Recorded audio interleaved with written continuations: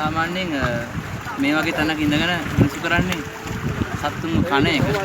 අපි දැන් මේ ඔයගලන්ට පෙන්නන්න යනවා මේ ගෑනු සතා සහ පිරිමි සතාගේ වෙනස. මේ කකුල වගේ පිරිමි සතා මේ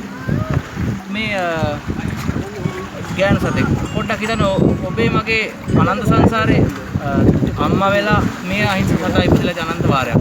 ඔබේ මගේ තාත්තා වෙලා මේ අහිංසක සතා අනන්ත වාරයක් ඉපදලා මිනිස්සුනේ හිතන්න ඔබට 100ක් නැද්ද?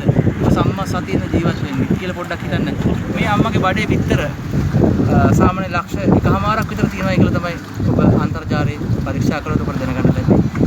ඉපදෙන්නට සිටිනා සත්තු කර්ණිමිත සූත්‍රයේ ඉපදෙන්නට සිටිනා සත්තු.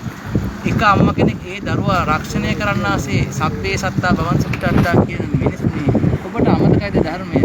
ඔබ මායාවේ ධර්මයේ සත්‍ය ධර්මයේ අනුගමනය කරන්න කියලා පොඩ්ඩක් හිතන්න. ඒ හින්දා සත්වයින් සුරකිනේ බලකාය නිරන්තරයෙන් අහිංසක සතුන්ගේ ජීවත් වීමයි වෙන්නේ සිටිනවා. අපේ අවසාන රුධිර බිඳුවත් අපේ හදවත් අතරින් ගලා හැලෙනකම් අපි සතුන් වෙනුවෙන් වෙන්නේ සිටිනවා.